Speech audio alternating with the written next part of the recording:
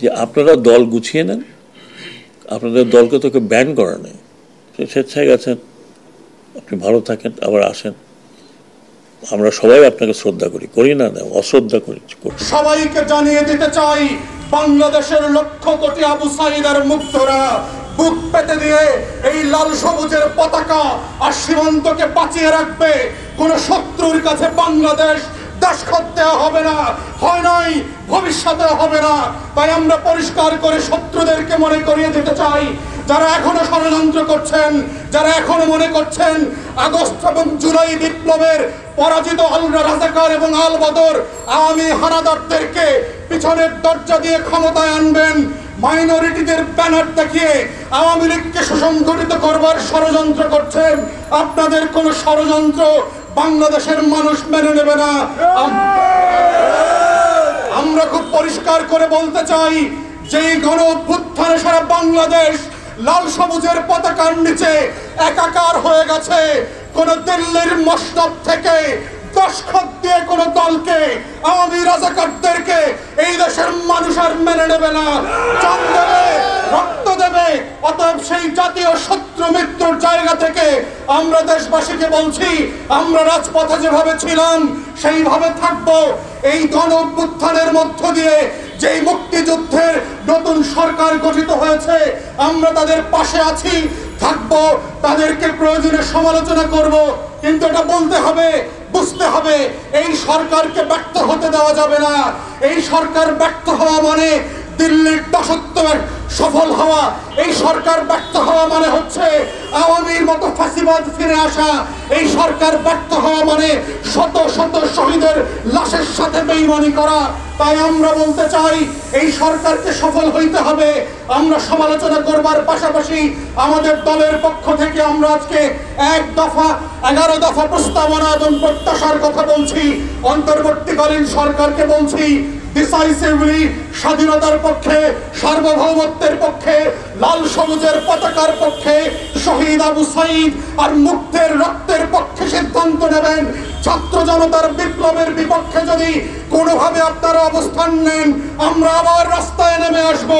আমাদের আবু সাঈদরা আবার বুদাম খুলে বুলেটের সামনে, ট্যাঙ্কের সামনে দাঁড়াবে। রক্ত দিয়ে লাল সবুজের পতাকাকে আবার রক্ষা করা হবে। কোন শত্রুকে বাংলাদেশ ছেড়ে দেবে না, বিক্রি করা হবে না, বেঈমানদের হাতে এই মানচিত্র বর্গা দেওয়া হবে না।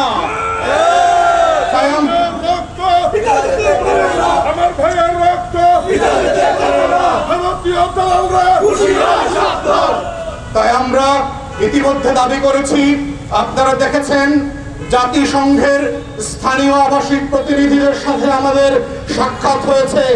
এবি পার্টির পক্ষ থেকে আমরা জাতিসংঘকে বলেছি, বাংলাদেশে জুলাই এবং আগস্ট মাসে যে ইতিহাসের নৃশংসতম গণহত্যা হয়েছে, যে শত শত হাজার হাজার মায়ের বুক খালি করা হয়েছে, এটার বিচার করতে হবে এবং সেটা জাতিসংঘের নেতৃত্বে ওনারা আমাদের প্রস্তাবে রাজি হয়েছে। আমরা বলেছি, মানবাধিকার এবং গণতন্ত্রের সকল শক্তিকে, অ্যামনেস্টি ইন্টারন্যাশনাল, হিউম্যান রাইটস থেকে শুরু করে পশ্চিমা বিশ্বের যে গণতান্ত্রিক শক্তিগুলো আছে, সবাই মিলে জুলাই এবং আগস্টের গণহত্যার বিচারের একটা আন্তর্জাতিক গ্রহণযোগ্য কমিশন করতে হবে।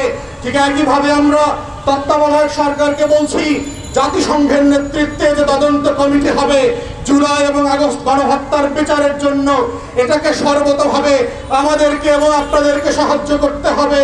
কারণ এই গণহত্যার বিচার না হওয়া মানে হচ্ছে বাংলাদেশের শত্রুরা আবার ক্ষমতার মসনদে ফিরে আসা, সেটা আমরা কোনোভাবে হতে দেব না। শহীদ আবু সাঈদের রক্ত পিতা যেতে পারবে না, মুগ্ধের রক্ত পিতা যেতে পারবে না। তাই দেশবাসীকে বলবো, সতর্ক থাকেন, ঘরে ফিরে যাবার কোনো সুযোগ নাই। প্রতি বিপ্লবের ষড়যন্ত্র পাড়ায় মহল্লায় দেখতে পাচ্ছি। পিছনের দরজা দিয়ে আওয়ামী বেঈমান গাদ্দার রাজাকারদেরকে, আওয়ামী হানাদার এবং আওয়ামী আলবদরদেরকে আবার এই মুক্তিযুদ্ধের শত্রুদেরকে ক্ষমতায় ফিরায় আনার চক্রান্ত হচ্ছে। আমরা কোনোভাবে এই চক্রান্ত সফল হতে দেব না। তাই আপনারা এবি পার্টির আহ্বানের সাথে থাকবেন, রাজপথে থাকবেন, সতর্ক থাকবেন। মিছিলে, স্লোগানে, প্রতিবাদে রাজপথ গরম করে রাখতে হবে। আমরা যেন সফল না হই, এই ষড়যন্ত্র ব্যর্থ হতে দিতে হবে। আমরা সফল হওয়া মানে বাংলাদেশ সফল হওয়া, বাংলাদেশের লাল সবুজের পতাকা নিরাপদ থাকা, এই আহ্বান রেখে আমার বক্তব্য এখানে শেষ করছি। সবাইকে অসংখ্য ধন্যবাদ। আমার শব্দ আমার দেশ, বাংলাদেশ।